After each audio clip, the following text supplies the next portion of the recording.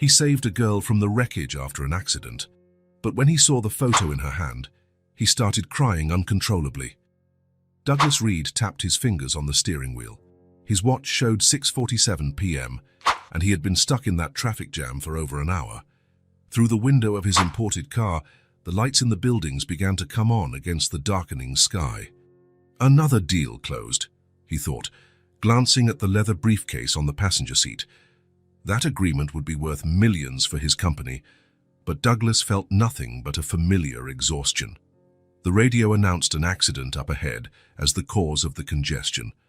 Douglas sighed and adjusted his tie. When the phone rang, he answered without checking the number. "Reed," he said in a firm, professional voice. "Mr. Reed, just confirming the reservation for tomorrow night's dinner with the Japanese investors." "Yes, I'll be there. Let them know I want the reports ready beforehand." Douglas hung up and noticed that the cars in front of him were starting to move. Finally, he moved forward slowly, steering away from the lane blocked by orange cones and flashing emergency lights. Police officers gestured, directing traffic. That's when he saw the accident. A small car had flipped over and crashed against a utility pole. The other vehicle involved was less damaged, with its driver being treated on the sidewalk. Something made Douglas slow down even more, a strange feeling, like an invisible pull. He should keep going like all the other drivers, but... The officer signaled for him to continue, but Douglas saw something that made him come to a complete stop. Movement inside the overturned car. Someone was still in there. "Sir, you need to keep moving," the officer shouted, walking closer. "There's someone in the car," Douglas pointed out, already opening his own door. "The rescue team is on its way," but Douglas was already out, walking quickly toward the accident. A firefighter was trying to pry open the crushed door, with no success. "I can help," Douglas said, removing his suit jacket. "Sir, you shouldn't..." Douglas crouched and saw through the shattered glass. A little girl, still strapped into her seatbelt. She was conscious, her eyes wide with fear. Blood trickled from a cut on her forehead. "We're going to get you out of there," Douglas said, trying to keep his voice calm. The firefighter nodded, recognizing the determination on Douglas's face. "The door's jammed. We have to try through the window." Together, they worked to widen the opening in the broken glass. Douglas cut his hand, but barely felt the pain. Adrenaline coursed through his veins as he stretched to reach the seatbelt latch. "What's your name?" he asked the girl. She looked at him with big, frightened eyes. "Nina," she whispered. "Nina, I'm Douglas. I'm going to get you out of here, okay?" The girl nodded slightly. Douglas managed to unfasten the belt and, with the firefighter's help, carefully pulled her out. The smell of gasoline filled the air. They needed to get away quickly. Douglas carried Nina in his arms. She was light, fragile. A cut on her forehead, some scratches, and she seemed to have hurt her arm. But she was alive. "My dad," Nina murmured. "Where's my dad?" Douglas looked at the firefighter, who shook his head slightly. The driver, presumably the girl's father, was being treated urgently by paramedics a few yards away. The situation didn't look good. "They're taking care of him," Douglas replied, carrying her away from the car. A small pink bag was strapped to the girl's body. As Douglas carried her, the bag opened and something fell to the ground. "My photo!" Nina exclaimed, trying to turn around. Douglas carefully bent down, still holding her, and picked up what looked like a photograph. In the quick motion, his eyes flicked over the picture and his heart stopped. A smiling woman was hugging the same girl who was now in his arms, a woman he knew very well. Monica, his sister. Douglas almost stumbled. He looked again at the photo, then at the girl in his arms. The same brown eyes, the same face shape. "You know my mom?" Nina asked, noticing his reaction. Douglas swallowed hard. Yes." The ambulance arrived at that moment, sirens piercing the night air. Paramedics hurried over, and Douglas handed Nina to them, still stunned by what he had discovered. "She's my niece," he said, almost to himself. "I'm her uncle." "Are you family?" one of the paramedics asked as they placed Nina on a stretcher. "Yes. I'm her mother's brother." "Great. Can you come with us to the hospital? We need to contact her mum." Douglas nodded, unable to form more words. 7 years. It had been 7 years since he'd last seen Monica, since that terrible fight, the harsh words, the slammed doors, since he had chosen his career over everything and everyone. And now, by some twist of fate, he had saved her daughter, a niece he hadn't even known existed. "Can I go with her?" he asked, putting Nina's photo back in her bag. "Sure, we're going now." On the way to the ambulance, Douglas looked at the other driver, the man who was Nina's father. Paramedics worked frantically, but their faces revealed the gravity of the situation. Douglas felt a tightening in his chest as he climbed into the ambulance beside the stretcher where Nina lay. The girl reached out her small hand and grabbed his. Her fingers were tiny compared to his. "Will everything be okay?" she asked, her voice trembling. Douglas held her hand tightly. "I'm going to take care of you," he promised. A promise he wasn't sure he could keep, but at that moment, it was the only thing that felt right to say. The ambulance took off, sirens wailing. Douglas looked at the child, his niece, and then at the city rushing by outside the window. In a few minutes, he would come face to face with Monica again. 7 years of silence, ending in the worst possible way. As the ambulance sped through the night, Douglas took his phone out of his pocket. He would have to call his secretary and cancel all his appointments. For the first time in years, something more important than work had arisen in his life. "Which hospital are we heading to?" he asked the paramedic. "St. Francis." Douglas nodded, typing a quick message. When he finished, he turned his attention back to Nina. The paramedics had cleaned the blood from her face and were checking her vital signs. "Do you live around here?" he asked the girl, trying to distract her. Nina nodded. "On Cedar Avenue, number 278. Is it a nice place?" "There's a playground nearby," she answered, voice weak. "And the school is 3 blocks away." Douglas absorbed every detail as if it were treasure, fragments of the life his sister had built without him. The ambulance braked softly, arriving at the hospital. The doors opened, and the medical team was already waiting to receive Nina. Douglas jumped out quickly, following the stretcher through the emergency doors. A nurse stopped him. "Are you family?" "I'm her uncle," Douglas said, showing his ID. "And I need to contact her mom. She's my sister." The nurse nodded. "Fill out these forms while we do the initial exams. Then you can see her." While filling out the paperwork, Douglas realized he was trembling slightly. He didn't know Monica's phone number. He knew almost nothing about her life now, but he had an address, and that would be enough for the hospital to find her. He looked at his watch, 7:32 p.m. In less than an hour, his life had turned upside down, and somewhere in the city, his sister still had no idea that her life was also about to change forever. Douglas sat in the waiting room, staring at the white walls of the hospital. The antiseptic smell filled the air, mixed with the weak coffee aroma from the vending machine in the hallway. A TV in the corner played news on mute, colorful images. No one was really watching. His thoughts were a whirlwind as he waited for updates. With each passing minute, the reality of the situation sank in more deeply. He had saved his niece, a little girl he hadn't known existed, from a car accident, and he would soon see Monica, his sister, after 7 years of complete silence. A doctor in a white coat approached. She looked serious and was holding a clipboard. "Mr. Reed?" Douglas stood up immediately. "Yes." "How is Nina?" "She's stable, but it's concerning. We've identified internal bleeding.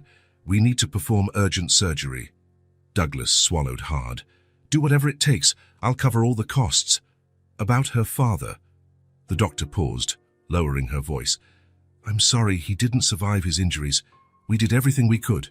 Douglas closed his eyes for a moment. A child had just lost her father. His niece had just become fatherless.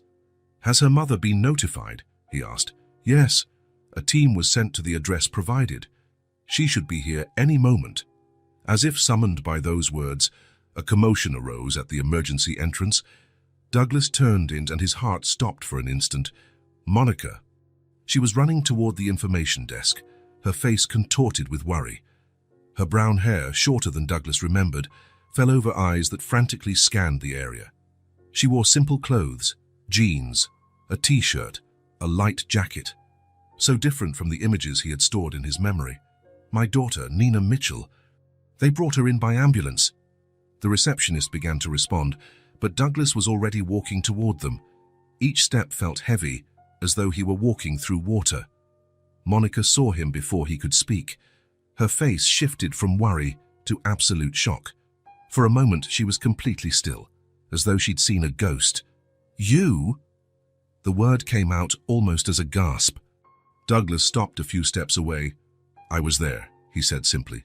The doctor approached. "Mrs. Mitchell, I'm Dr. Winters.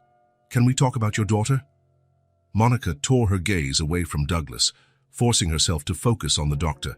"How is she? Where's my Nina?" "Your daughter was seriously injured in the accident. She's stable, but we need to operate immediately. We have a team ready." "Surgery?" Monica's face went pale. "What kind of surgery?" "She has internal bleeding we need to stop. The procedure is risky, but necessary." Monica covered her mouth with her hand. Douglas could see she was struggling to keep it together. "And," Monica hesitated, "Peter? Her father?" The doctor gently touched Monica's arm. "I'm very sorry. We did everything we could, but his injuries were too severe." Monica stumbled backward. Douglas instinctively took a step forward, almost to catch her, but stopped. It wasn't his place, not anymore. "No," Monica whispered. "It can't be. We need you to sign the authorization for Nina's surgery," the doctor continued gently. "Every minute counts." Monica nodded mechanically, following the doctor to the desk. Douglas remained where he was, a silent shadow. He watched as his sister signed the papers with trembling hands. When the doctor walked away to process the documents, Monica stood there staring at nothing. Then slowly she turned toward Douglas. "What happened?" she asked, her voice barely audible. "I was stuck in traffic. I saw the accident. Nina was trapped in the car." Douglas spoke in short, direct sentences. "I helped get her out." "And how did you—" Monica stopped. "How did you know who she was?" "A photo fell out of her bag, you and her." Monica closed her eyes briefly. When she opened them again, they shone with unshed tears. "And now Peter is dead, and my daughter—" Her voice broke. For a terrible moment, Douglas thought she would collapse right there. But Monica had always been strong. She straightened her shoulders and took a deep breath. The doctor returned. "We're taking Nina to surgery now. She's already sedated, but you can see her briefly before we start if you want."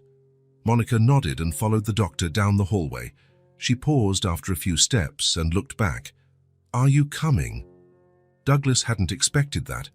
He hesitated for a moment before following his sister. They walked in silence to a prep room where Nina lay on a gurney, already hooked up to tubes and monitors. She looked even smaller under the bright hospital lights, completely still because of the sedation. Monica rushed to her daughter's side, gently touching her face. "Mummy's here, my love," she whispered, knowing Nina couldn't hear but needing to say it anyway. Douglas stood a few steps back, a lump in his throat. This was his niece, his own family, someone he hadn't known until a few hours ago. The medical team approached. "We need to take her now." Monica kissed her daughter's forehead and stepped back, tears silently rolling down her cheeks. "Take care of her," she said to the doctor, her voice breaking. "We'll do our best, doctor." Winters replied as the team began moving the gurney out of the room. After Nina was taken away, Monica and Douglas were guided to a private waiting room. The silence between them was thick, almost tangible. 7 years of distance couldn't be erased in a matter of hours. Monica sat, resting her head in her hands. Douglas remained standing, unsure where to position himself in the small space. "How long will it take?" Monica asked no one in particular. "The doctor said it could be a few hours," Douglas answered. Monica nodded, not looking at him. The silence returned, punctuated only by the ticking of the clock on the wall. Douglas cleared his throat. "I spoke to the hospital administration. All expenses are covered." Monica raised her head, her eyes suddenly hard. "What? The surgery, her care. I paid for everything." "I didn't ask you to do that." "I know, but I wanted to help." Monica straightened in her chair. "Thank you, but that's just a loan. I'll pay it back." Douglas opened his mouth to protest, but something in her expression made him stop. Pride. The same pride she had always had, the same trait he might share. "Whatever you prefer," he said finally. Monica stood and walked to the window. Outside, night had fallen completely over the city. Lights dotted the darkness like stars pinned to the ground. "Nina is 7, Monica said suddenly, still facing away from him. "She was born 8 months after you walked out of my life." Douglas took in the information slowly. "I didn't know." "How could you know? You never called, never wrote, never checked if I was alive or dead." Her words hit Douglas like physical blows. There was no anger in her voice, just a cold statement of facts. "I met Peter the following year," Monica continued. "He was kind. He took care of both of us. We got married when Nina was 2. Douglas listened silently, each word painting a picture of the life he had missed, the family he'd never met. And now he's gone. Monica's voice trembled slightly. "And here you are." "I can leave if you want," Douglas offered. Monica turned around, really looking at him for the first time. Her eyes were red but dry. "You never cared about anyone but yourself." The sentence hung in the air between them. Douglas felt the weight of each word. The truth in them struck him like never before. He replayed his life in his mind, the years spent climbing the career ladder, the discarded relationships, the family he'd abandoned, the choices he'd made. He didn't try to defend himself. There was no possible defense. Monica watched his silence with a penetrating gaze.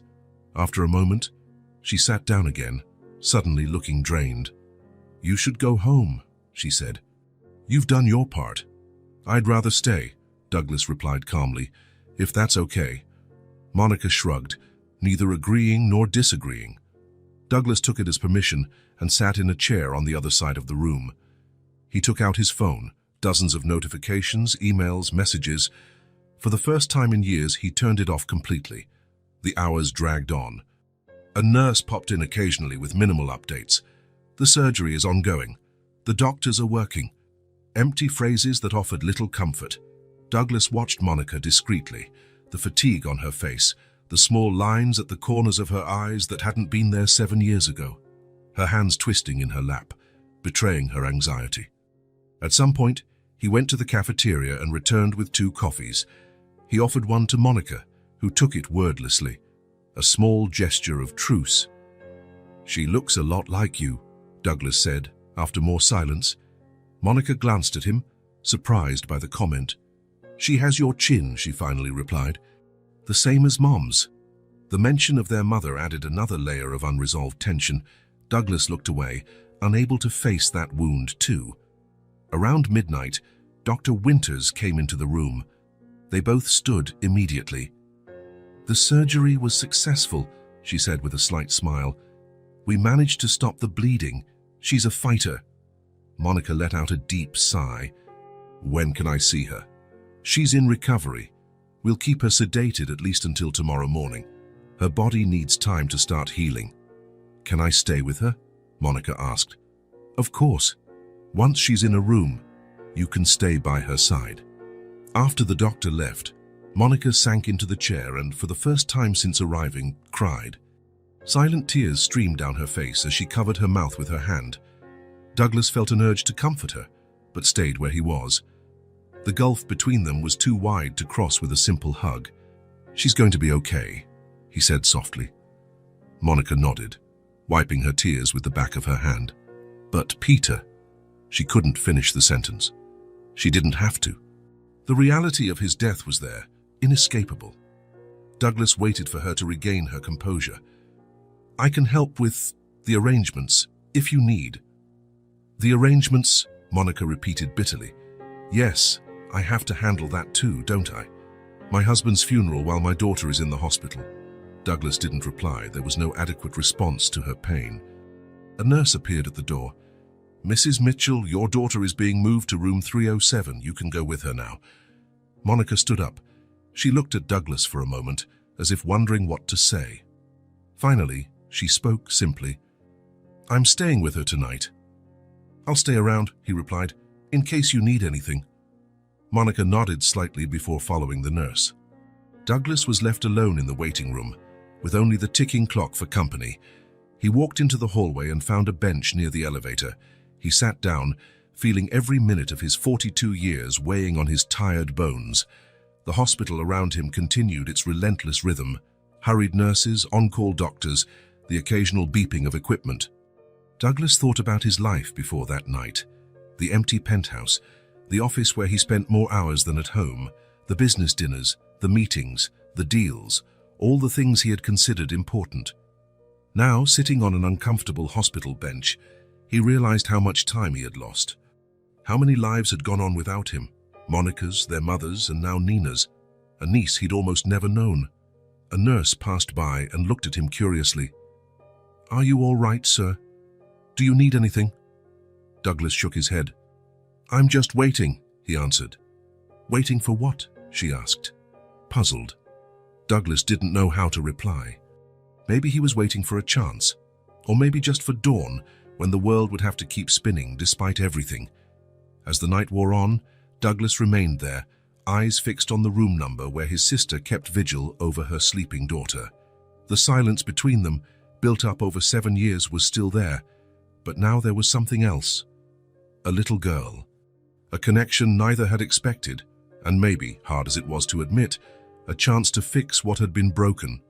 Morning arrived at the hospital, bringing a cold light through the windows. The corridors began to stir with the shift change, low voices, quick steps, the clink of instruments. Douglas woke with a start, realizing he had dozed off on the hard bench. His neck ached, and he stretched his tense muscles, trying to shake off his tiredness. A nurse walked by, pushing a medicine cart. "Good morning," she said, surprised to see him there. "Did you spend the whole night here?" Douglas nodded, running a hand over his unshaven face. "How's the girl in 307? "Stable. I just checked her vitals." The nurse smiled kindly. "Her mother stayed all night too, slept in the chair by the bed." Douglas thanked her with a nod and stood up. His limbs protested after hours in that uncomfortable position. He walked to the nearest bathroom, splashed water on his face, and ran his hands through his hair, trying to look less disheveled. In the mirror, a tired man looked back at him, deep circles under his eyes, stubble, red-rimmed eyes, a far cry from the impeccable executive he usually was. He needed coffee. In the ground floor cafeteria, he bought 2 large cups and a pack of crackers. He hesitated a moment before also picking up an apple and some yogurt. Monica would need something to eat. The cafeteria was almost empty at that hour. Just a few hospital staff in colorful scrubs, and 1 or 2 patient relatives with the same exhausted look he wore. They all shared something in common: the waiting, the worry, the interruption of normal life. He took the elevator to the 3rd floor and walked down the silent corridor. His footsteps echoed softly on the linoleum floor. He stopped in front of room 307, took a breath and knocked lightly. There was no response. He pushed the door open carefully, making as little noise as possible. The room was dim, with the curtains half drawn, letting in only a sliver of morning light. Nina slept in the bed, her face pale against the white pillow, tubes and monitors connected to her small body. In a chair beside her, Monica slept in an uncomfortable position, head tilted, arms crossed as if she were cold. Douglas entered quietly. The antiseptic smell of the hospital was stronger in the closed room. He placed the coffee, crackers, and fruit on the bedside table. He watched his sister for a moment, noticing how tired she looked even in sleep. The worry lines on her forehead never completely disappeared, even while she slept. He slipped back out and headed to the nurse's station. "May I help you?" an older nurse asked, her grey hair and kind expression reassuring. "Yes. My niece is in 307. Her mother spent all night in the chair. Do you have an extra blanket?" The nurse smiled. "Certainly." She opened a cabinet and handed him a hospital blanket, folded and sealed in plastic. "It's new. You can take it." Douglas thanked her and returned to the room. Monica still slept, breathing softly and steadily, moving cautiously. He opened the package and gently draped the blanket over her, trying not to wake her. She shifted unconsciously, seeking the extra warmth, but did not wake up. He stepped back, relieved he hadn't disturbed her. His eyes moved from his sister's face to the monitor showing Nina's vital signs: Numbers and lines he barely understood, but their steady rhythm was comforting. At least the girl was stable. He was about to leave when Monica stirred. She opened her eyes slowly, disoriented for a moment, until her gaze landed on Douglas. "You're still here," she murmured, her voice rough with sleep and surprise. Douglas gestured toward the coffee on the table. "I brought coffee. And something to eat." Monica blinked a few times, shifting in the chair. She noticed the blanket over her and looked at Douglas with an unreadable expression. Not exactly gratitude, but a silent acknowledgement of his gesture. "Thank you," she finally said, picking up one of the coffees. "How was her night?" Douglas asked, glancing at Nina. "Stable. The doctors say her vitals are good." Monica took a sip of coffee, closing her eyes briefly at the warmth. "They'll start reducing her sedation today." Douglas nodded. "That's great news." The silence returned, lighter than the previous night, but still laden with unspoken words. Douglas looked around the sterile hospital room. Beige walls, magenta grey linoleum floor, the bed, the equipment, all impersonal and cold. "Do you need anything?" he asked, feeling the need to be useful somehow. Monica hesitated, glancing at her rumpled clothes after a night in the chair. "I'm okay like this," she said, but her eyes betrayed her discomfort. "I can bring more coffee later," Douglas offered. "And maybe something better to eat. The cafeteria food isn't great, but there should be a restaurant nearby." She nodded slightly, turning her attention back to Nina. The gesture was clear. For now, the conversation was over. Douglas left the room feeling the weight of the silence between them. He walked aimlessly through the hospital corridors, watching the morning routine intensify. Doctors making rounds, nurses exchanging information, relatives arriving for visits. The hospital followed its own rhythm, indifferent to the private dramas it housed. He passed the information desk, the small garden near the entrance, the gift shop just opening. He stopped in front of the display, noticing softer blankets in gentle colors. He went in and bought one in a light blue shade. Maybe it would make the chair where Monica would spend another night a bit more comfortable. The feeling of being an intruder lingered as he returned to Nina's floor. He didn't belong in Monica's life, or in his niece's life, and yet he couldn't bring himself to leave. When he came back about an hour later, he found Monica talking to a doctor, a middle-aged man with glasses and a serious expression. "We'll gradually reduce the sedatives over the next few hours," he was saying. "It's possible she could wake by the end of the day, but each patient responds differently." Douglas paused at the door, not wanting to interrupt. The doctor noticed his presence and nodded politely before leaving. "I brought more coffee," Douglas said, entering, "and a sandwich from the cafeteria. It's not great, but better than nothing." Monica accepted his offering. "Thank you. Any news?" "They're starting to taper off the sedatives." She paused, picking up the sandwich. "Thank you for that, too." Douglas took out the blue blanket from the gift shop bag. "I thought it might be more comfortable than the hospital's." "For the chair?" Monica looked at the blanket in surprise. It was a small indulgence, something out of place in the sterile hospital environment. "You didn't have to buy that." "It was nothing," Douglas said, placing it over the arm of the chair. He sat in the corner seat, maintaining a respectful distance. For a long moment, neither spoke. The only sounds were the steady beeping of monitors and the occasional shuffle of nurses in the hallway. "You don't have to stay," Monica finally said.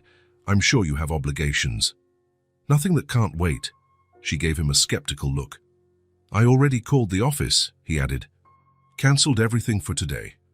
"Douglas Reed cancelling meetings?" A slight hint of irony tinged her voice. "That's new." Douglas didn't reply. She was right, after all.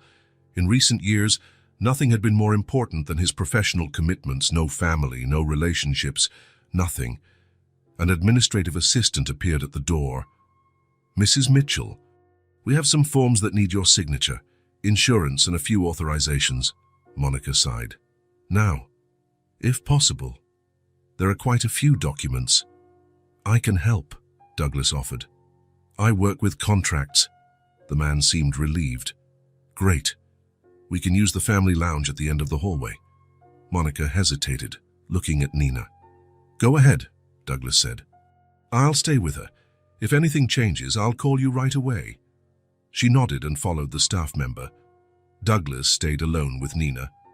The room was quiet, broken only by the rhythmic sounds of the machines. "Hi, Nina," he said softly, feeling slightly foolish talking to someone who couldn't hear him. "I'm your Uncle Douglas. We haven't really met yet." He paused, studying the girl's serene face. There was something of Monica in her, the shape of her eyes, the gentle curve of her nose, but also traces that must have belonged to her father, the man Douglas would never know now. "Your mom's worried about you, but the doctors say you'll be fine." He hesitated. "I'm sorry about your dad. He seemed like a good man." The words sounded inadequate, but Douglas kept speaking in a low voice, as if the one-sided conversation might form some kind of bond. "I don't know much about being an uncle," he confessed. "Actually, I just found out I am one. But when you get better, maybe we can get to know each other." He felt awkward, out of place. What did he know about 7-year-olds anyway?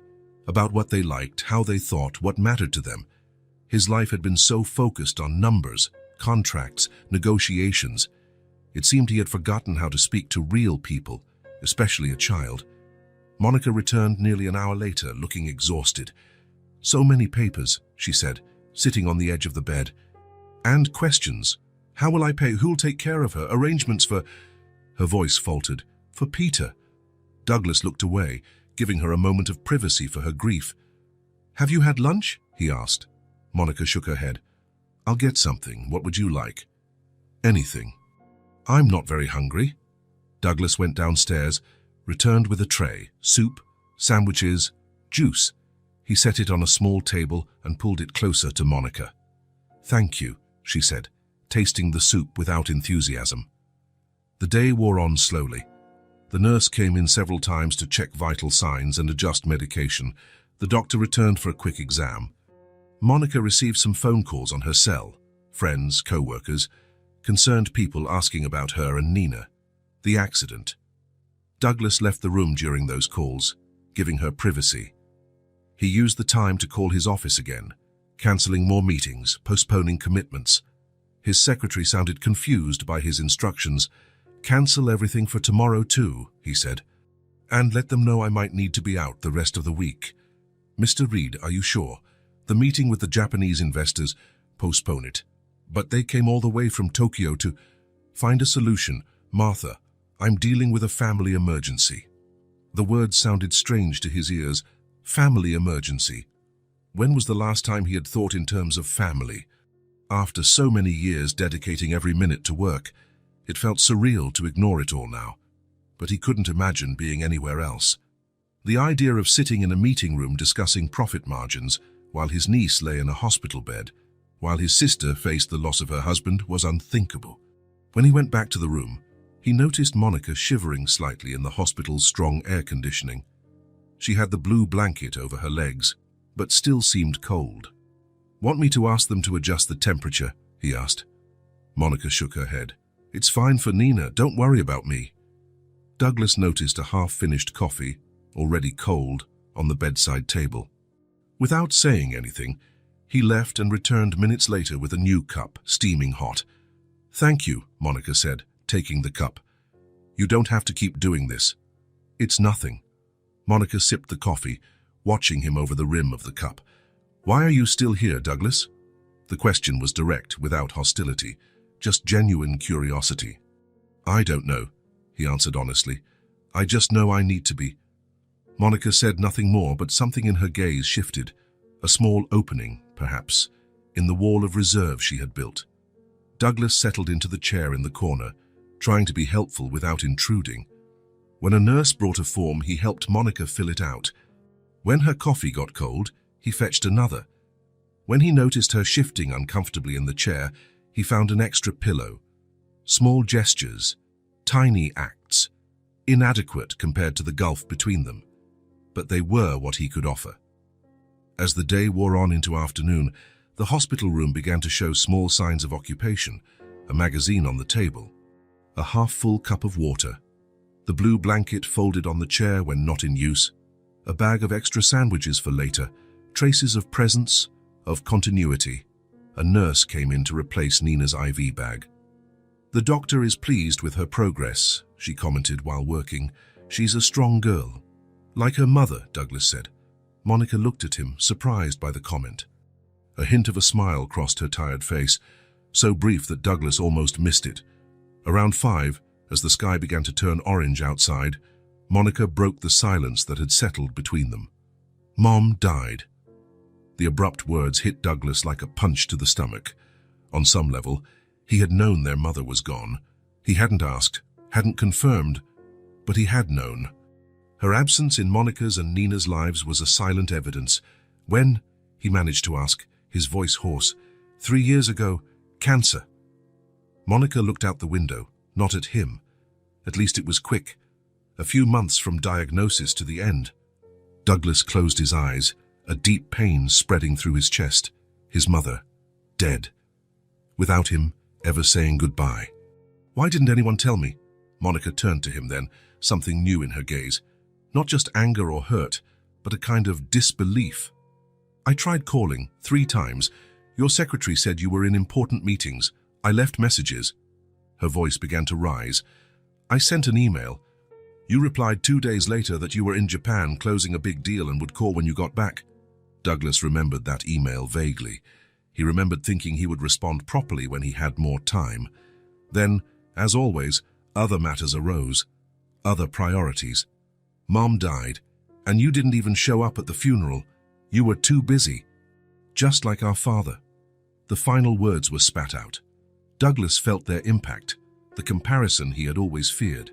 His father, who had abandoned the family for his career, for other women, for a life he deemed more important.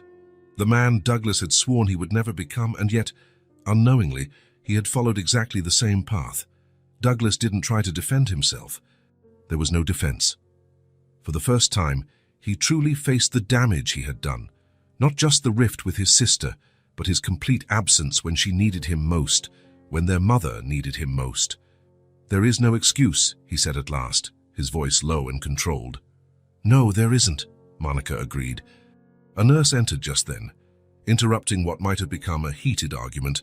She checked the monitors, made some notes, and smiled at them. "The doctor will be here soon to adjust medication so we can start waking your daughter," she told Monica. Everything is progressing well. When the nurse left, the moment of confrontation had passed, but the words lingered in the air. Douglas stood and walked to the window. Outside, normal life went on. Cars, people, the world spinning on its axis undisturbed. Inside him, something was breaking. The image he had cultivated for years, successful man, brilliant executive, solitary by choice, shattered under the raw truth. He was just another man who had abandoned his family when they needed him most. He thought of his mother, sick, dying, possibly calling out for him, hoping her son would appear, at least once, to hold her hand. The pain of that image was almost physical. "Did she ask about me?" The words escaped before he could stop them. Monica held his gaze for a long moment. "Every day." Douglas swallowed, trying to control the surge of emotion threatening to overwhelm him. He didn't deserve to cry now. He had no right. "Can I bring you something?" he asked finally. It was a pathetic offer compared to what he had done or failed to do, but it was all he could manage at that moment. Monica shook her head. "I don't need anything." But after a moment, she added in a quieter voice, "Just stay. I can't handle thinking about all this alone right now." Douglas nodded and returned to the chair. He picked up the blue blanket he'd bought and folded it carefully, placing it on the armrest. A small act of order in a world that had collapsed for all of them. The afternoon wore on while they waited. Nina kept sleeping, unaware of the silent drama unfolding around her bed. And Douglas remained, knowing that nothing he did could repair what was lost, but determined for the first time simply to be there for what remained. Outside, the sun began to set, bathing the room in golden light through the gaps in the blinds. The shadows lengthened, marking the end of another day, one that had begun like any other but turned out to be a turning point in his life. Silently, Douglas and Monica waited. The folded blanket on the chair, a small symbol of care, of presence, waited too, ready to offer comfort through the long night ahead. Night had fully settled over the city. In room 307 of the hospital, Nina slept, the monitors beeping steadily, reassuringly. Monica had finally agreed to step away for a moment to freshen up in the restroom and get something more substantial to eat from the hospital cafeteria. Douglas had insisted, promising not to leave his niece's side for even a second. "I'll be back in 20 minutes, Monica said, reluctant to leave the room even for that short time. "Take as long as you need," Douglas replied. "We're fine here." When the door closed behind her, Douglas let out a long breath. It was the first time he was truly alone since everything had happened, the first chance to process the turmoil of the last 36 hours. He stood and walked to the window. Outside, the city gleamed with thousands of lights, buildings, cars, signs, life happening in all directions. People heading home from work, families having dinner together, friends meeting at bars. His mind wandered to his empty penthouse apartment in the most exclusive building in the city. Spacious, elegant, impeccably decorated by an interior designer who charged more per hour than many people made in a month. A place featured in architecture magazines, but that had never, for a single moment, felt like home. Standing in a hospital room, Douglas realized he couldn't recall the last time he'd invited anyone over, not for a business meeting or to impress a client, but just to share a moment, a meal, a conversation, a laugh. He looked at Nina, his niece, a 7-year-old girl he hadn't known existed until 2 days ago. Blood of his blood. His sister's daughter, who had grown up without knowing her uncle. How many birthdays had he missed? How many Christmases? How many moments that would never come back? He went to the small bathroom attached to the room. He turned on the faucet and splashed water on his face, trying to shake off his exhaustion. When he lifted his eyes, he saw his reflection in the mirror above the sink. The man staring back seemed like a stranger. Grey hairs at the temples that hadn't been there a few years ago. Deep lines around the eyes and mouth. A look of... what? Emptiness. Weariness. Something more profound and disturbing. The truth hit him like a bolt of lightning. The man in the mirror was his father. The same distant look. The same posture. The same kind of absent presence that had marked his childhood. A father always on the go, always chasing the next deal, the next conquest, the next place he wouldn't be with his family. "You're going to be different, Douglas," his mother had often said. "You understand the value of people, not just things." What a lie that had become. What a betrayal of her trust. Douglas gripped the edges of the sink, his knuckles turning white. The mirror had no frame, just raw glass fixed to the wall, like his life. Functional, without adornment, without the framing of relationships, bonds, real connections. There, facing his own reflection, Douglas Reed, CEO of Reed Enterprises, owner of 3 homes in 3 different countries, collector of luxury cars and rare watches, a man whose net worth had 9 digits, finally saw himself clearly for the first time in years. A man who had become everything he hated. His father had left the family for ambition. Douglas had done the same, only more efficiently, earning more money, accumulating more possessions, outdoing his father in the only game he'd ever valued, only to discover the prize was empty. A bitter laugh escaped his lips. It echoed in the small bathroom, shattering the silence. "I beat you, Dad," he murmured to the reflection. "I did everything better than you. I'm richer, more powerful, and I'm completely alone." The words hung in the air like an accusation. Alone. At 42 years old, with all his success, Douglas Reed was as alone as his father had been in his final years. The old man had died in a luxury nursing home in Switzerland, surrounded by paid nurses, without a single friend or relative at his side. Was that the future waiting for him? Douglas closed his eyes, unable to keep looking at the man in the mirror. Images flooded his mind. His mother, dying, asking for him every day. Monica, alone, handling the funeral, all the arrangements. And now Nina, scarred for life by losing her father.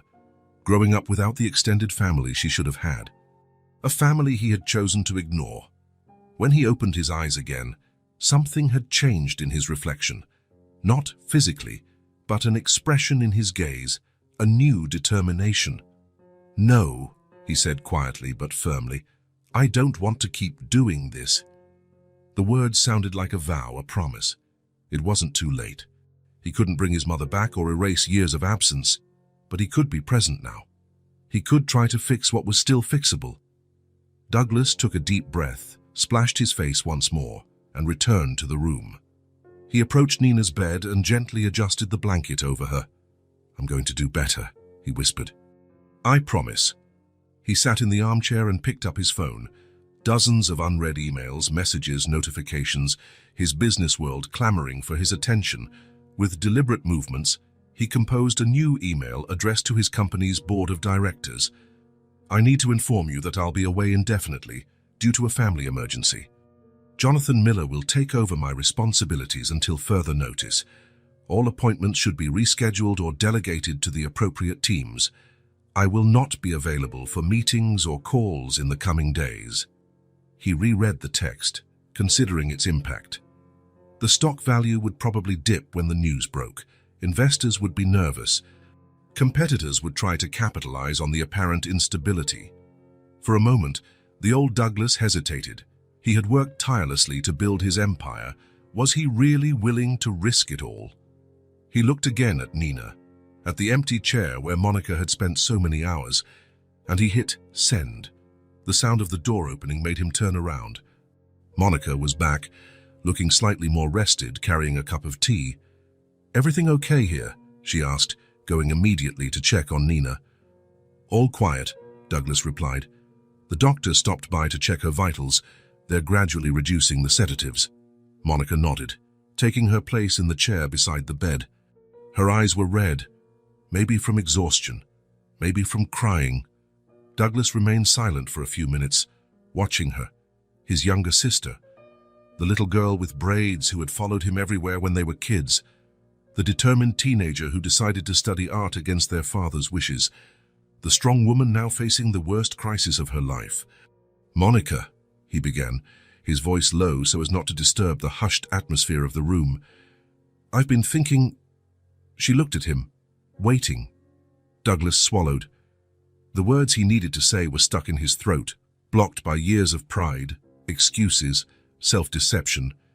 "I'm sorry," he finally managed, "for everything, for not being there, for leaving you alone."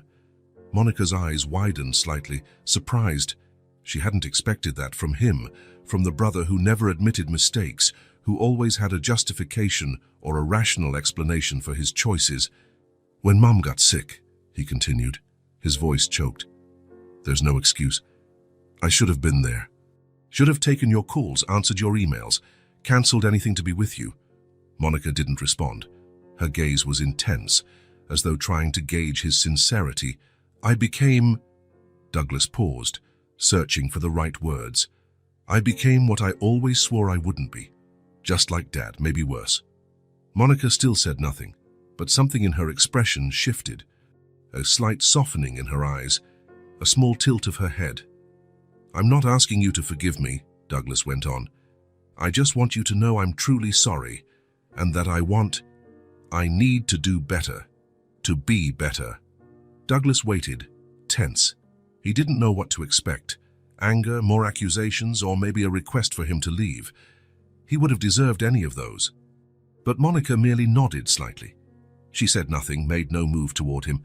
She just listened and acknowledged his words. And for Douglas, that was more than enough. Certainly more than he deserved. Silence returned, but different now. Less heavy, less tense. A silence of reflection, not accusation. A doctor walked in, interrupting the moment. "Good evening," he said, checking the chart.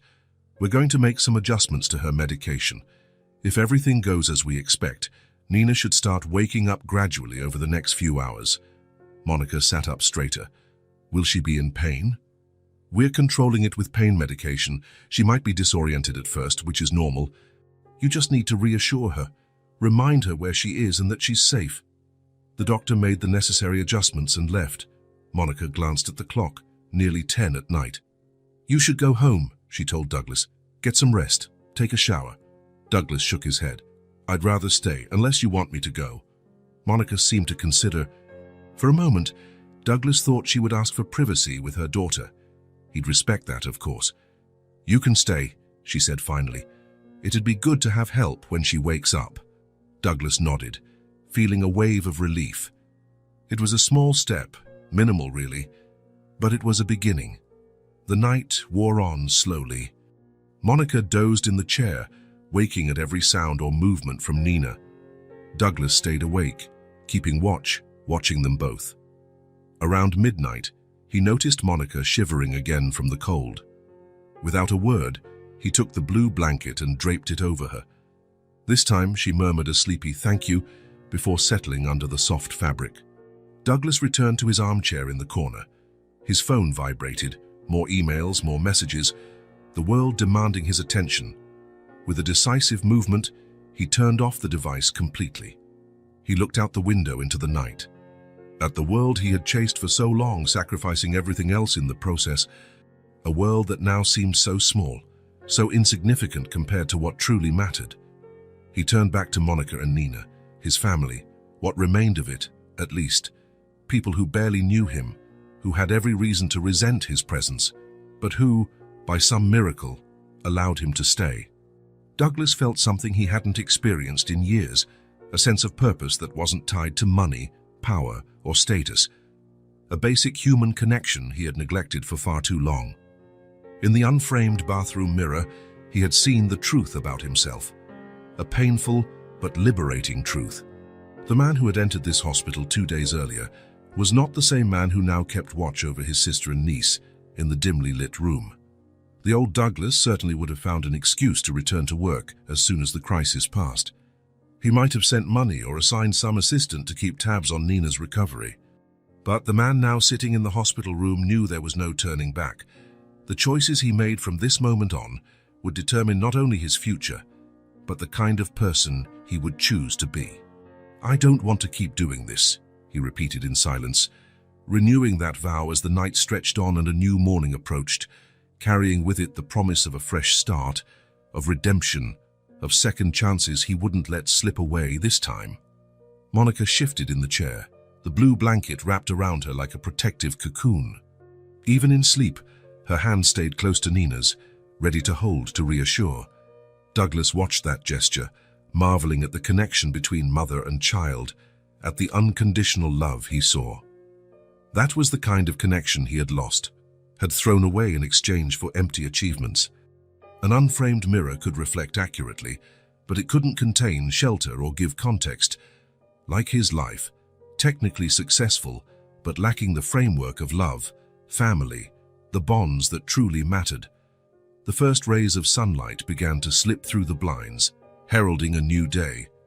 For the first time in a long time, Douglas Reed was eager to see what it might bring. The days in the hospital had become routine. Nina was now awake, still weak but gradually improving. Color had returned to her cheeks, and occasionally a shy smile appeared when the nurses came in. She spoke little, mainly to her mother, watching Douglas with quiet curiosity. Monica oscillated between moments of hope and bouts of anxiety. Exhaustion showed in her eyes, in the lines of worry on her face. She slept in short increments, waking with a start each time to check that Nina was still okay. Douglas was a constant presence. He'd established his own routine, bringing Monica breakfast, talking to doctors to understand the latest updates, running small errands to make the room more comfortable. He turned the corner chair into an improvised office, using his phone only as much as necessary to keep obligations in check from a distance. That afternoon, the doctor had done a more thorough exam on Nina and left with a satisfied expression. "She's responding very well to treatment," he said. "If she continues like this, we might consider discharge in a few days." The news should have brought complete relief, but Douglas noticed that after the doctor left, Monica seemed even more tense. Nina had drifted off again. She still slept a lot, her little body working hard to recover.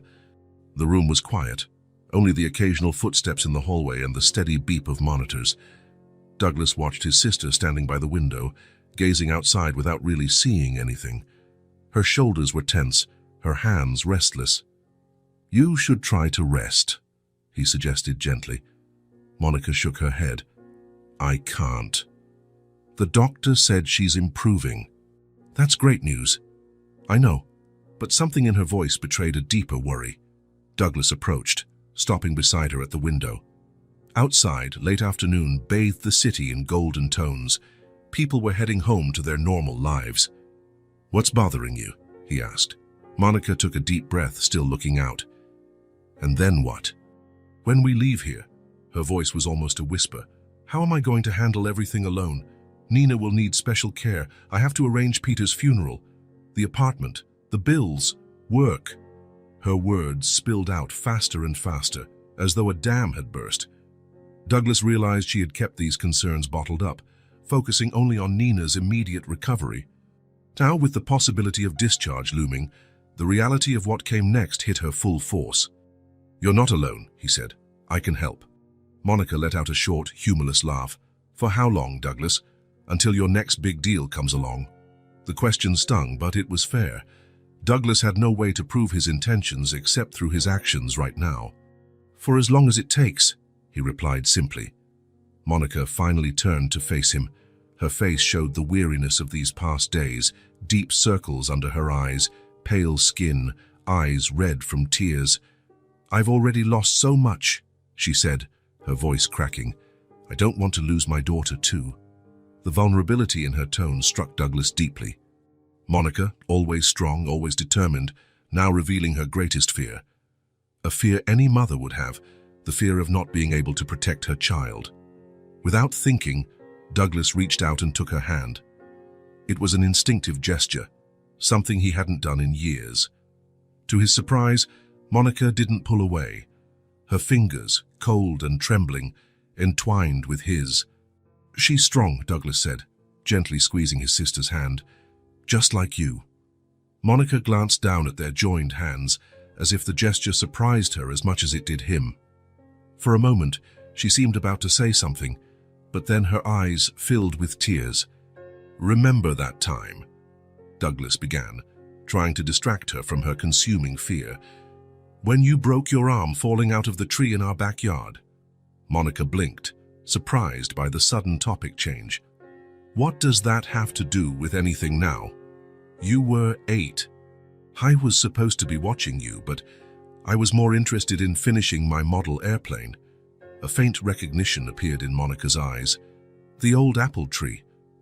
I told you not to climb it, but you said, 'If you can do it, so can I.'" Monica completed, a ghost of a smile on her lips. "Exactly. And you climbed higher than I ever had." "And then I fell," Monica said. "Broke my arm in 2 places." Douglas nodded. "I remember the sound. I'd never been so scared in my life. I thought I'd killed my little sister." Both were silent for a moment, remembering. "But you know what impressed me?" Douglas continued. "You didn't cry. Not right away. You stood up, looked at your crooked arm and said, 'I think I need to go to the hospital.'" Monica finished, and this time a real smile formed, like you were talking about going for ice cream. "You only started crying when you saw that I was crying," Douglas recalled. "You were panicking," Monica said, a hint of teasing in her voice now. "Running around in circles, screaming for help. Hey, I was only 13, and I thought I'd ruined your life. Well, you carried my backpack at school for 6 weeks after that. It was the least I could do." They looked at each other and, to their surprise, laughed. A quiet laugh, so as not to wake Nina, but genuine. The kind of laughter they used to share as kids, co-conspirators in small adventures, secrets, discoveries. For a moment, they were just siblings again, Douglas and Monica. Not the successful executive and the widowed single mother, just brother and sister, connected by shared memories, by a history only they fully knew. The laughter faded, but something remained, a lightness that wasn't there before. "Nina's got your resilience," Douglas said. "Remember how she held my hand in the ambulance? She was scared, but trying to be brave." Monica nodded, turning to look at her sleeping daughter. "She's stronger than she looks, just like her mother." Monica didn't reply, but her expression softened. They stayed side by side for a few more minutes, watching Nina, still holding hands, a small point of contact, a slowly rebuilding bridge over years of distance. "I'll be here," Douglas finally said, breaking the silence. "To help with the funeral, the bills, whatever you need." Monica didn't reply immediately.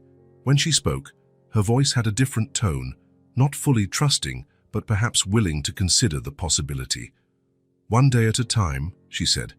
"Let's see how Nina does first." Douglas nodded. It was the most he could hope for at the moment. One day at a time. A shared memory. A brief moment of laughter. Small steps toward each other again. Outside the window, the sun began to set, casting long shadows over the city. Inside that hospital room, something old and almost forgotten was beginning, very slowly, to renew itself. At last, the day of hospital discharge arrived. Nina, still fragile but visibly better, sat on the bed while the nurse explained the care she would need in the coming weeks. The girl swung her legs slightly, eager to leave the room she had spent so much time in. Monica gathered the few belongings they had accumulated during their stay. Clothes, books, the blue blanket Douglas had bought and which Nina now considered her good luck charm. Her face showed relief at finally being able to take her daughter home, mixed with apprehension about the future. "Remember," the nurse said, "no strenuous activity for at least a month. Those internal stitches need to heal completely." Nina made a face but nodded obediently. "And I need to see you for a follow-up appointment next week," added the doctor who had entered the room. "I'm very pleased with your recovery, Nina. You've been an excellent patient." "Can I go back to school soon?" Nina asked. "We'll see how you feel after a few days at home," the doctor replied with a smile. "But probably in 2 weeks, if all continues well." Douglas watched from the doorway, keeping a respectful distance. Over the past few weeks, he had established a routine with Monica and Nina, present but not intrusive, helpful but not overbearing. His relationship with his niece was still new, delicate, but Nina was starting to open up, asking occasional questions and accepting small gifts like books and games to pass the time in the hospital. With Monica, the connection was more complex. There were moments like the shared childhood memory, when they laughed together or finished each other's sentences, as though the 7-year separation had never existed. But there were also loaded silences, looks that questioned whether this renewed closeness would last, whether Douglas had really changed. "Do you need help getting home?" he asked after the doctor left. Monica finished packing a small backpack. "Yes, I think so. There's quite a bit to carry." It was a small victory, Monica accepting his help without hesitation.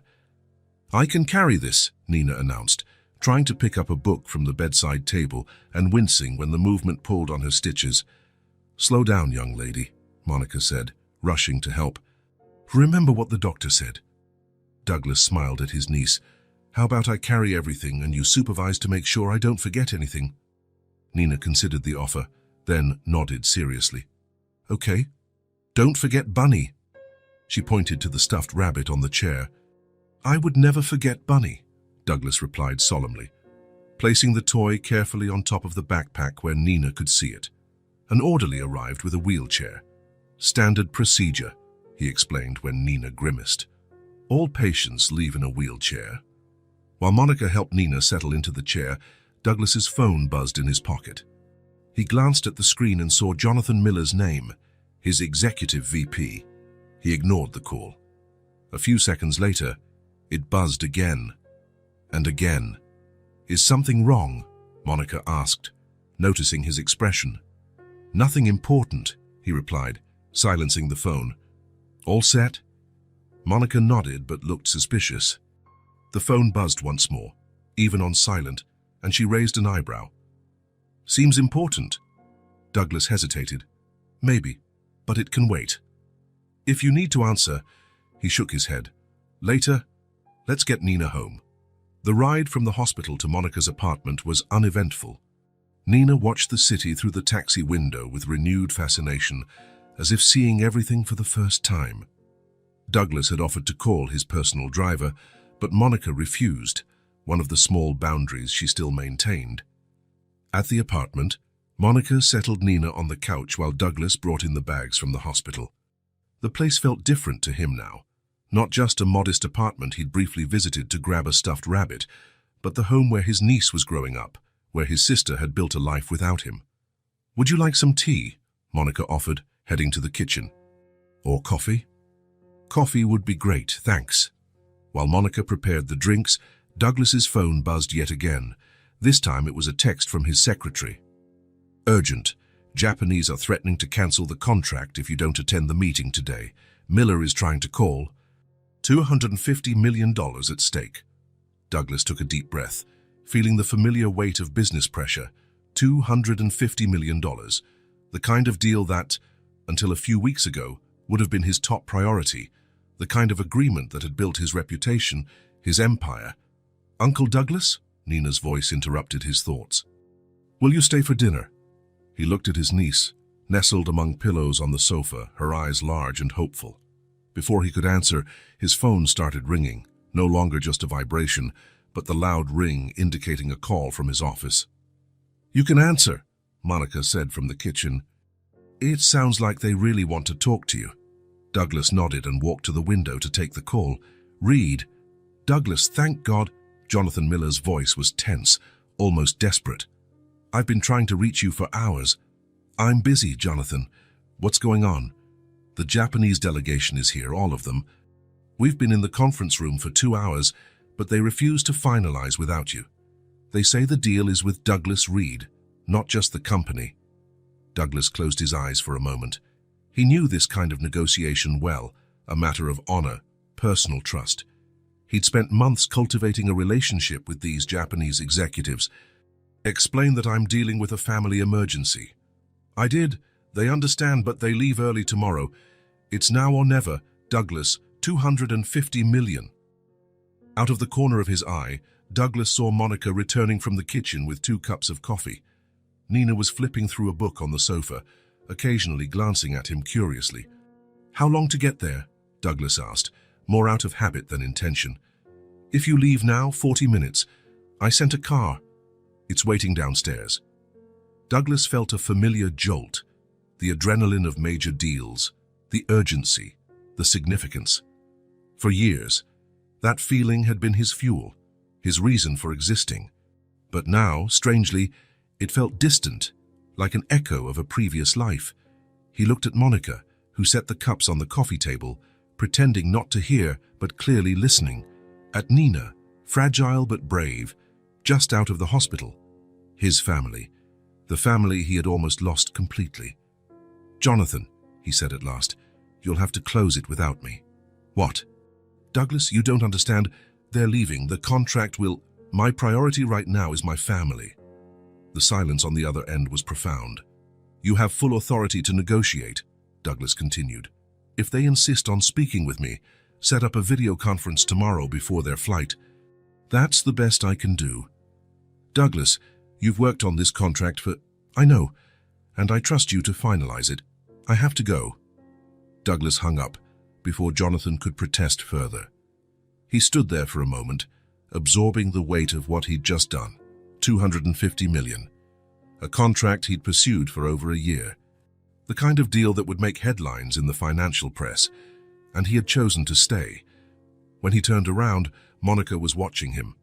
She stood near the sofa, observing him with an expression he couldn't decipher. It sounded important, she said quietly, keeping her voice low so Nina, absorbed in her book, wouldn't hear. It was, Douglas said simply. And you're not going? Douglas shook his head. No. Monica studied him for a long moment. Something changed in her gaze, a barrier being removed, or maybe the first glimpse of renewed trust. You stayed, she finally said, voice barely above a whisper. That says a lot. Douglas felt a lump in his throat. Monica's silent approval meant more than any contract ever could. Uncle Douglas, Nina called from the sofa. Are you really staying for dinner? Douglas went over and knelt beside her, meeting her gaze at eye level. If your mum doesn't mind, I'd love to stay. She doesn't mind, Nina said confidently. Right, Mom. Monica gave a faint smile. Of course not. Actually, I need to think about what to make for dinner. There's not much in the fridge. I can order something, Douglas offered. No greasy food for Nina, Monica warned, her stomach still sensitive after the medication. How about soup and light sandwiches? I know a good place that delivers. Monica agreed, and Douglas made the call. While they waited, Nina convinced her uncle to play cards with her, a simple game she could manage despite her limited movements. Monica watched from the kitchen, making tea for Nina, allowing herself a rare moment of relaxation. When the food arrived, they ate at the small dining table so Nina wouldn't have to move much. The conversation flowed more freely than Douglas would have thought possible, mostly because Nina filled the time with stories from school, asking about his job, wanting to know if he had a dog. "I don't, unfortunately," Douglas replied. "I live in an apartment and I travel a lot." "You could get a cat," Nina suggested. "Cats are independent." "True. I never thought of that." "We had a cat," Nina said, a shadow crossing her face. "But he got sick and went to heaven." Monica stroked her daughter's hair. "Whiskers had a long, happy life, remember?" Nina nodded, but her lower lip trembled slightly. It was the first real moment of sadness Douglas had seen from her since leaving the hospital, a reminder that behind the child's adaptability lay real grief. After dinner, Monica announced it was bath time and medication time for Nina. "Need help with anything?" Douglas offered. "Actually, yes," Monica said. "There are some things in Nina's room that need reorganizing so she can reach them easily. While I give her a bath, maybe you could—" "Of course." It was the first time Monica directly asked for his help, letting him into their lives a little more. Douglas walked into Nina's room, following her instructions to bring down certain books and toys to lower shelves, to put specific clothes in drawers she could reach. While he was arranging things, his phone vibrated again. Another message from Jonathan. "Japanese are leaving. Last chance." Douglas stared at it for a long moment, then slid the phone back into his pocket without replying. His choice was already made. When Monica and Nina returned, the girl was in pajamas, hair damp, and an expression of drowsy contentment. "Bedtime for you, young lady," Monica said. "It's been a big day." Nina made no protest, a sign she was still recovering. Douglas kept his distance as Monica tucked her in, covered her with the comforter, and gave her a kiss goodnight. "Can Uncle Douglas say goodnight too?" Nina asked, surprising both her mother and uncle. Monica looked at him, and he approached hesitantly. "Good night, Nina. Sleep well." "Will you come back tomorrow?" she asked, her eyes already closing in sleep. Douglas looked at Monica, unsure. "We'll see," Monica said, rescuing him from commitment. "Now sleep." They left the room, Monica leaving the door slightly ajar. In the living room, a comfortable silence settled between them.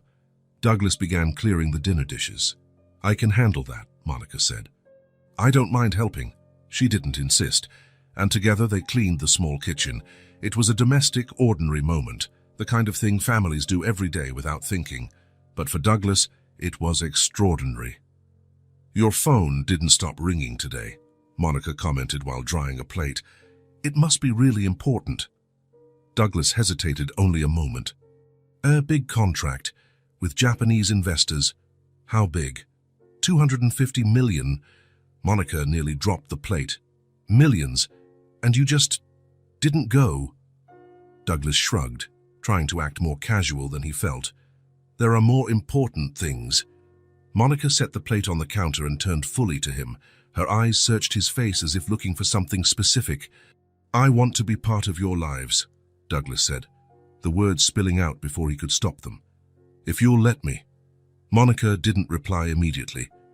When she finally spoke, her voice was calm, measured, but not cold. "Then try. But really try." The simplicity of her answer, neither a rejection nor a warm acceptance, was pure Monica, direct, honest, without empty promises or premature guarantees. Douglas nodded. "That's all I'm asking for. A chance." "Nina likes you," Monica said, returning to her task of drying dishes.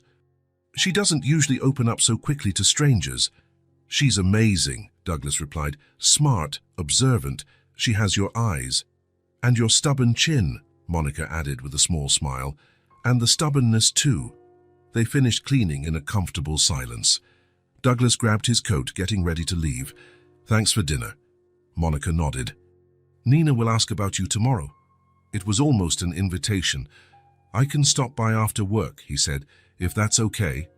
"It's fine." At the door, Douglas hesitated. There was so much to say, so many apologies still owed, so many years to make up for. But perhaps for now, simply being there, choosing to stay when he could have gone, was enough. "Good night, Monica." "Good night, Douglas." As he descended the building stairs, his phone buzzed with a new message. It was from Jonathan. "Japanese agreed to a video conference tomorrow morning. You're a lucky man, Reed." Douglas smiled, putting the phone in his pocket. Lucky wasn't the word he would have used. For the first time in a long while, his priorities were finally in the right place. The contract still mattered, of course.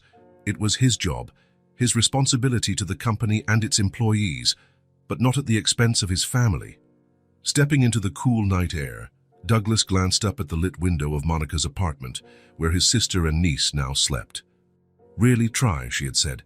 3 simple words loaded with meaning, with weight, and that was exactly what he intended to do.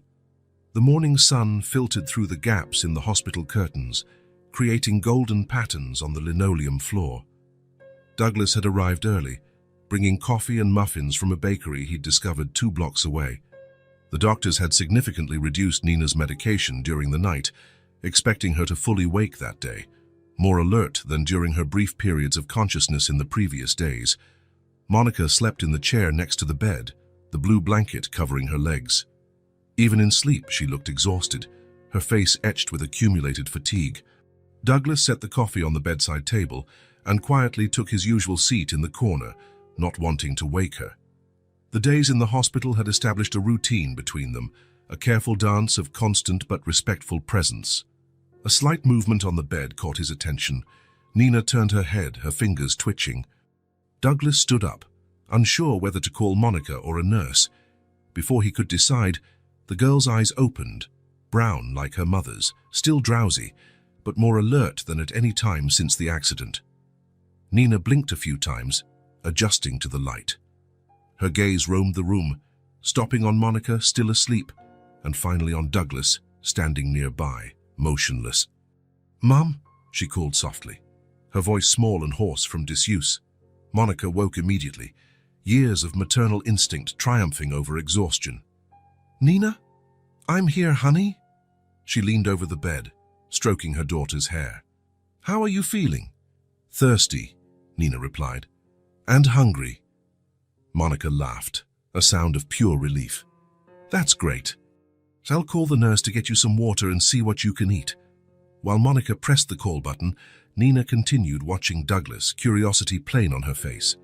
He smiled at her, trying to seem reassuring, but kept a respectful distance. "Mom," Nina finally said, pointing at Douglas, "who is he?" Monica glanced at her brother, then back at her daughter. There was a brief hesitation in her eyes, as if she were deciding how to explain the complexity to a 7-year-old. "He's your uncle," she said at last. "He saved your life." Nina frowned, processing the information. "My uncle?" "Yes, my brother, Uncle Douglas." The girl kept looking at Douglas with growing curiosity. "I didn't know I had an uncle." The simplicity of her statement hung in the air, heavy with meaning. Douglas felt the weight of his absence, the years lost, the connection that could have been. "He got you out of the car after the accident," Monica continued gently. "He stayed with us here in the hospital every day." Nina seemed to consider that, her eyes still on Douglas. "You're my mom's brother." Douglas took a step closer, keeping his voice soft. "Yes, I am. I'm her older brother." "Why have I never seen you before?" The directness of the question, so typical of a child, hit Douglas hard. He looked at Monica, unsure how to respond. "I lived very far away," he finally said, "and I worked too much." "That was my mistake." Nina accepted the explanation with a child's ease, moving on to the next logical question. "But now you came back?" Douglas moved closer to the bed, feeling strangely nervous under his niece's scrutiny. "Yes, I came back. If it's all right with you and your mom." Nina glanced at Monica for confirmation. Monica nodded slightly. Douglas leaned in a bit, meeting his niece's gaze. "Hi, Nina. I'm Uncle Doug. Is it okay if I stay here with you?" A moment of silence as the girl studied him. Then, slowly, a small smile appeared on her pale face. A simple smile, free of judgment or reservations, the kind of acceptance children offer so freely. "Okay," she said, as if it were the most natural thing in the world. Douglas felt a strange warmth in his chest, something expanding, a feeling he hadn't experienced in years. The simplicity of Nina's acceptance, the small smile, the way Monica hadn't contradicted the idea that he would stay. It was as if, after weeks adrift, he had finally found a harbor, a place. A nurse entered at that moment, delighted to see Nina awake and alert. A flurry of activity followed, vital signs, adjusting the bed, offering water in small sips, discussing which foods Nina could tolerate. The following days passed in a blur of activity. Nina recovered visibly by the hour, her strength and personality emerging as the sedation wore off. Douglas discovered his niece was witty, curious, and surprisingly determined for someone so young. "She's always been like that," Monica remarked, when Nina insisted on trying to walk on her own to the bathroom against the nurse's advice. "Stubborn as a mule." "Reminds me of someone I know," Douglas said with a half-smile. Monica feigned indignation, but there was a sparkle in her eyes. "I have no idea what you're talking about." Finally, the big day came. Nina was discharged, with a list of instructions for care and medication. Douglas helped carry the bags, while the nurse pushed Nina's wheelchair to the hospital exit. "I don't need this," the girl complained. "I can walk by myself." "Hospital rules," the nurse said firmly. "All patients leave in a wheelchair." Once outside, Monica settled Nina into a taxi, while Douglas stowed their belongings in the trunk. The ride to the apartment was full of the girls' excited commentary, pointing at familiar places, talking about how different everything seemed after so much time in the hospital. At the building, Nina insisted on climbing the stairs on her own, though slowly, with Monica firmly holding her hand. Douglas followed behind, carrying the bags, noticing the determination in his niece's every step. "Finally!" Nina exclaimed when Monica opened the apartment door. "I'm home!" The happiness in her voice made Douglas smile. He lingered at the entrance, unsure whether he should step inside or if his role ended there. Nina solved the dilemma. "Come on in, Uncle Doug. I want to show you my room." Monica raised an eyebrow at her brother, a faint smile on her lips. "Looks like you have a guided tour scheduled." Douglas entered, placing the bags in the living room. The apartment was small but cozy, with simple, well-kept furniture. He noticed details he hadn't before: photos on the walls, plants in corners, books stacked on makeshift shelves. A home, not just a place to live. "My room is this way," Nina announced, leading him down the hallway, though her pace was slow and careful. Monica followed, ready to help if Nina needed support. "Not too long, Nina. You need to rest."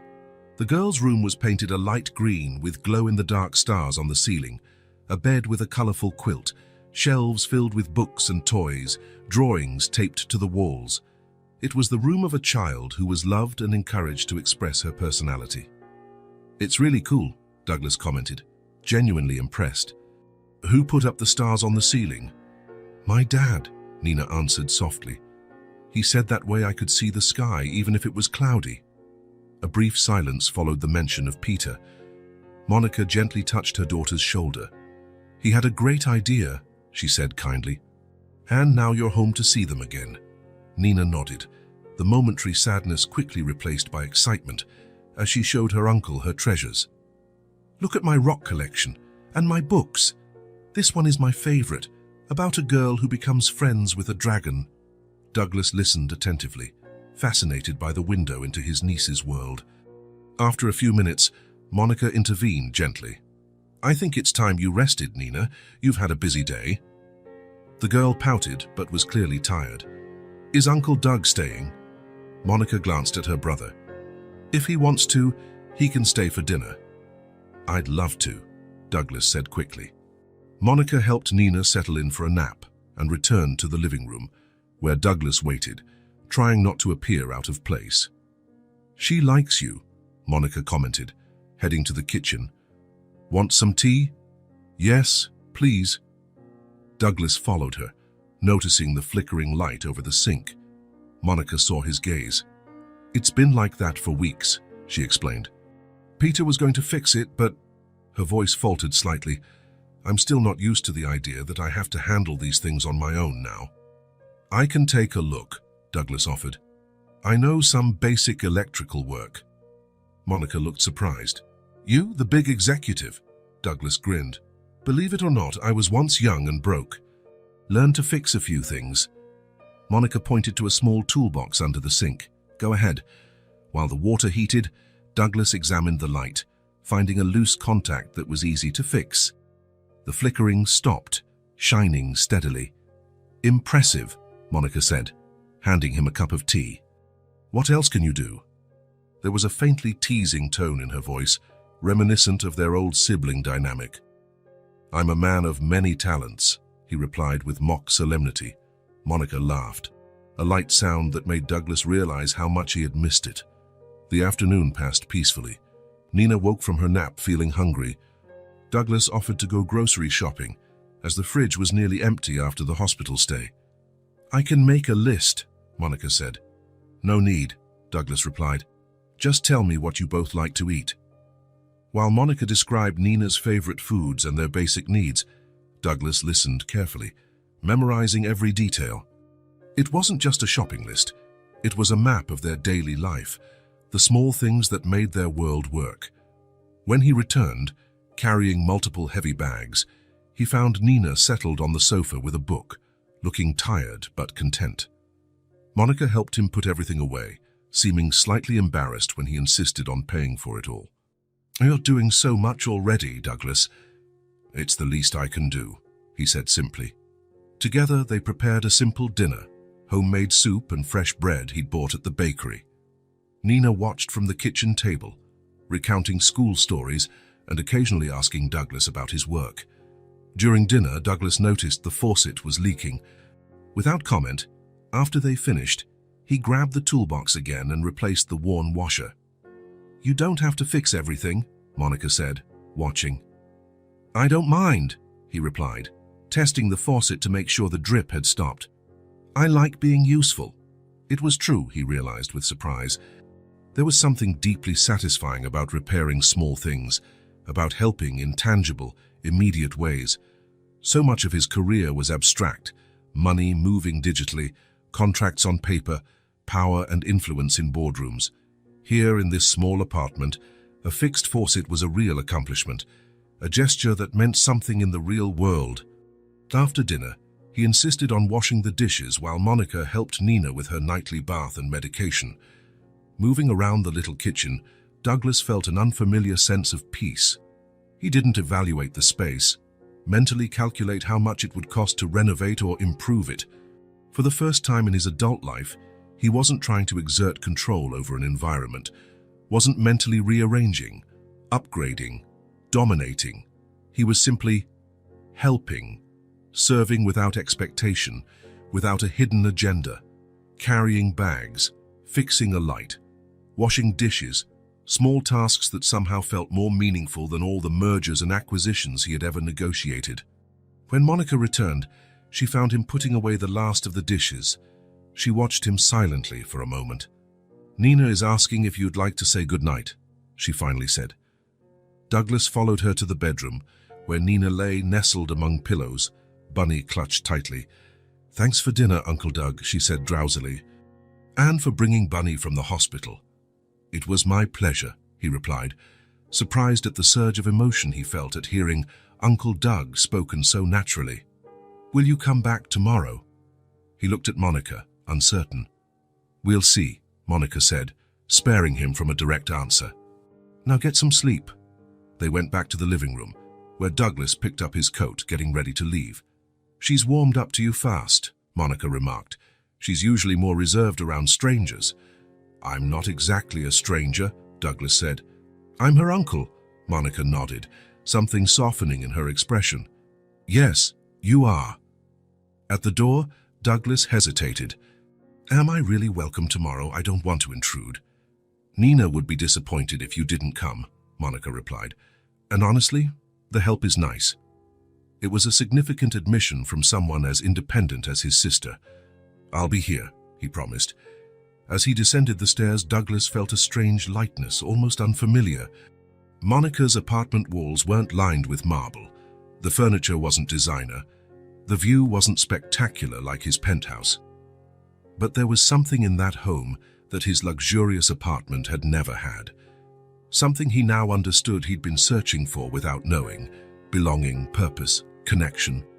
For a moment, tidying the kitchen, hearing Nina's stories, fixing small broken things, he had felt he truly had a place, not as an owner, controller, or benefactor, but as part of something bigger than himself, as someone who served without being asked, who contributed without seeking credit. That, Douglas realized as he walked into the moonlit night, said more than any words ever could. The sky was painted grey, neither threatening rain nor promising sun. Fitting, Douglas thought, as he walked through the iron gates of the cemetery. A neutral day for a visit he had postponed for 3 years. He carried a small bouquet of white lilies, his mother's favorite flowers. There had always been a vase of them on the living room table when he was a child, their gentle scent filling the house. A house she had held together with constant effort and silent dignity after his father left. The cemetery was quiet that Tuesday morning. Only a few other visitors, bending over headstones in distant sections. Douglas followed the stone walkway, occasionally checking the small map the gate attendant had given him. Section E, Row 12, Plot 38. As he walked, he thought about how his life had changed over the last few weeks. The accident, the reunion with Monica, the discovery of Nina, the slow rebuilding of something he had believed lost forever. His routine, once dominated by meetings and deals, now included dinners at his sister's modest apartment, small repairs around the house, bedtime stories for his niece. Yesterday, Monica had mentioned their mother during dinner. Nothing elaborate, just a comment about how Nina had inherited her grandmother's talent for drawing. It was the first time they spoke of her without accusation, without the specter of Douglas's absence at the funeral. She would have adored Nina, Monica had said. Yes, Douglas had replied. She really would have. That was the moment he decided it was time. Time to face what he'd avoided for so long. Now standing before a simple marble headstone, he felt the weight of his cowardice, of his delay. Her name was engraved in elegant letters. Elizabeth Ann Reed, 1955, 2022. Beloved mother, eternal light. Douglas stood in silence for a long moment, just looking at the stone, letting reality sink in. His mother was there, beneath his feet. The woman who had raised him, who had believed in him when no one else did, who had kept the family together after his father left. The woman whose final days he had ignored, too wrapped up in his own self-importance. He knelt on the damp grass, not caring about the moisture seeping into his expensive trousers. He placed the flowers in the small vase set into the headstone's base, arranging them carefully. Such a small gesture, so inadequate. I took too long, he began quietly, his words almost lost in the gentle breeze. But I came.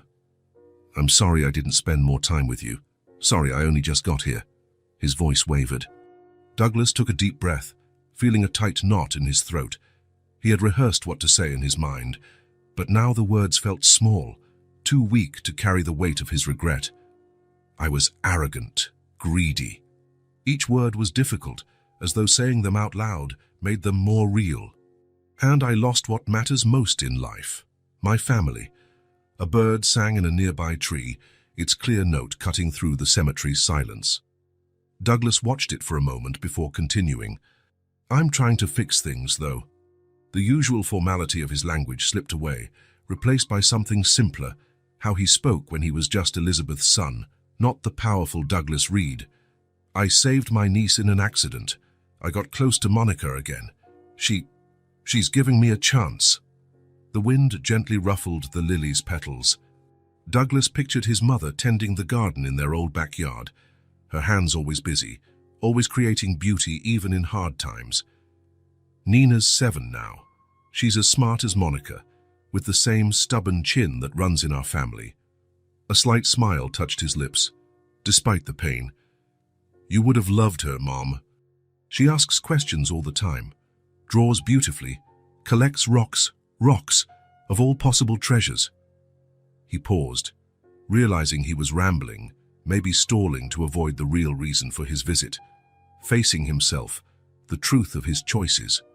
"I've lost so much time," he went on, his voice quieter. "Years I can't get back. Your final moments. Nina growing up. Monica's life." Tears he had been holding back began to fall silently. He didn't wipe them away, letting them mark his face as witnesses to his remorse. "I became exactly what I promised never to be. Just like Dad. Maybe worse, because I knew what it felt like to be abandoned, and still..." He couldn't finish. He let silence stretch on for several minutes, allowing the tears to flow. There was no one around to witness this vulnerability, this rare break in the armor he'd built over the years. When he spoke again, his voice was steadier, more resolved. "Thank you for not letting me give up. Even after everything." It was a strange thought, perhaps irrational.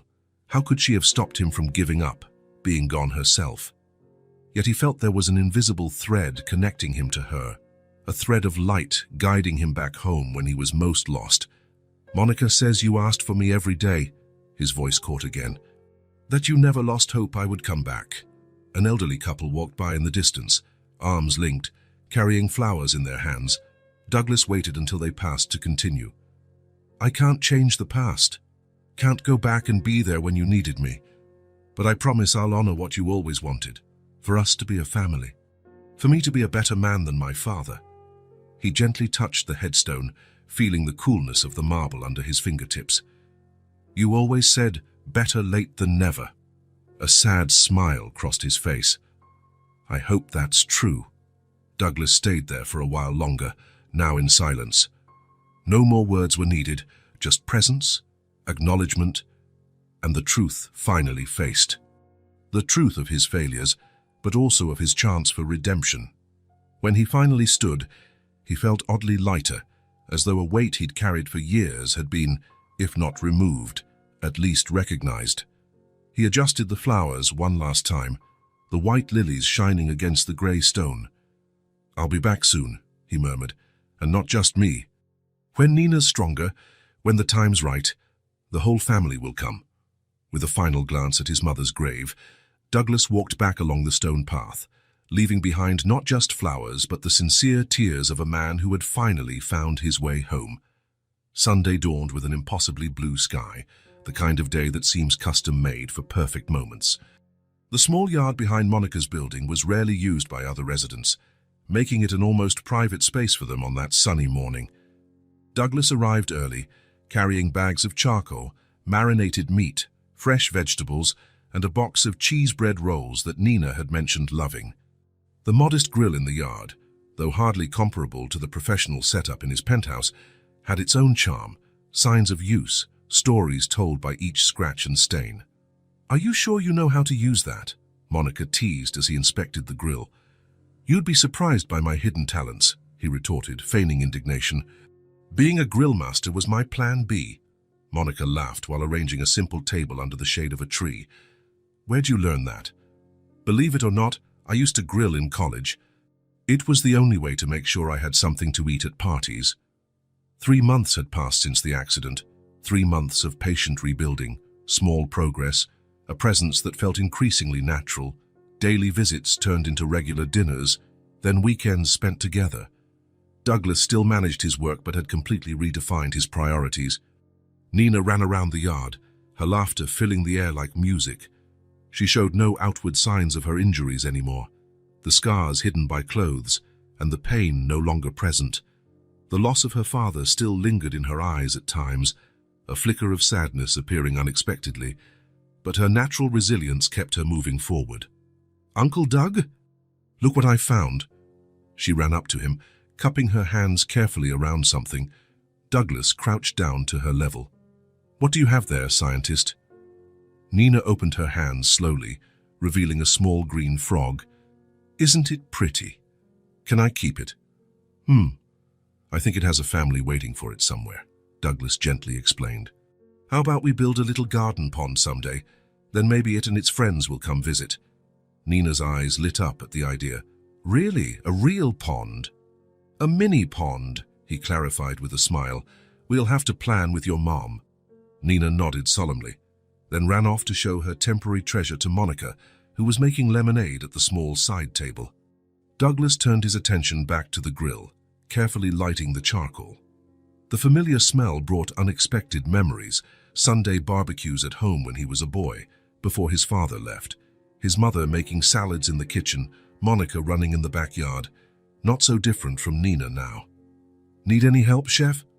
Monica's voice broke into his thoughts. She approached with 2 glasses of ice-cold lemonade. "I'm getting the hang of it," he said, taking the drink. "For a long time, I thought food only came from expensive restaurants or room service." Monica smiled. Who would have imagined Douglas Reed swapping Sunday board meetings for a backyard barbecue? There was no criticism in her tone, just a calm observation of how much things had changed. Douglas took a sip of the lemonade, appreciating the perfect balance of sweet and tart. "This meeting is better," he replied simply. Nina came running back, now without the frog. "I let it go by the plants where it's damp," she announced. "Uncle Doug said we can build a pond in the garden." Monica raised an eyebrow at her brother. "Really? Didn't know you were a landscaper too." "Just a small pond," Douglas defended himself. "I promise I won't turn your yard into a resort." Monica pretended to consider seriously. "Let's see how good this barbecue is first. If it's good, we'll negotiate the pond." Nina bounced with excitement. "It's going to be the best barbecue ever, right, Uncle Doug?" "No pressure," he muttered, making Monica laugh. The sound of soft music joined them. Monica had brought a small portable speaker. A light, upbeat tune filled the air while Douglas placed the first vegetables on the grill. The next few hours passed in a lazy, perfect rhythm. The food came out in stages: grilled vegetables, juicy meat, the cheese bread Nina loved. Easy conversation flowed, interrupted by laughter and Nina's enthusiastic comments about her plans for the future pond. Douglas watched it all with a growing sense of wonder. The simplicity of the moment, his sister adjusting a napkin on her daughter's lap, Nina sharing elaborate stories about the frog, the sunlight filtering through the leaves, creating dancing patterns on the ground, contained a perfection none of his past achievements could match. Right there, sitting on an ordinary garden chair, wearing a simple polo and shorts, he felt richer than in any boardroom or business dinner. Nina asked for louder music and began dancing on the lawn, pulling Monica to join her. Soon, mother and daughter were twirling around, laughing. Monica looked at Douglas, motioning for him to join. He shook his head, smiling. "Come on, Uncle Doug," Nina insisted, running over to tug his hand. He let himself be led, feeling awkward but oddly free as he tried to follow his niece's improvised steps. Monica clapped along, laughing at his focused expression. After a moment's pause, Douglas stepped back, watching Monica and Nina continue to dance. The sunlight bathed them, creating an almost golden aura. He felt something swell inside his chest, an emotion so profound he had no proper name for it. "I had everything," he thought, watching the 2 people who had become the center of his world. "But only now do I have what truly matters." Years spent chasing success, power, recognition, accumulating wealth, properties, achievements. None of it could compare to this. A sunny Sunday, simple music, cheese bread, genuine laughter. Family. Monica picked up her phone and set the timer, calling Douglas over for a photo. The 3 squeezed together, wearing genuine smiles, the sun creating a soft halo around them. A moment captured, preserved, witness to what had nearly been lost forever. The afternoon went on, lazy and perfect in its simplicity. The sun began its slow descent toward the horizon, casting golden light across the little yard. Nina fell asleep in a chair, worn out from playing so much. Monica draped a light scarf over her, gently stroking her hair.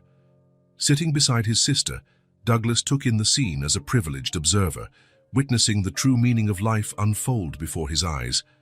The imaginary camera zoomed out gradually, framing the scene in its entirety. The simple yard, the table holding the remains of a shared meal, the small family gathered under the golden late afternoon light. 3 people who had almost lost each other forever. Now they mean everything to one another.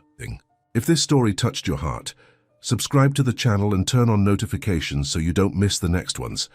Leave a like because it helps this story get recommended to more people. See you in the next story.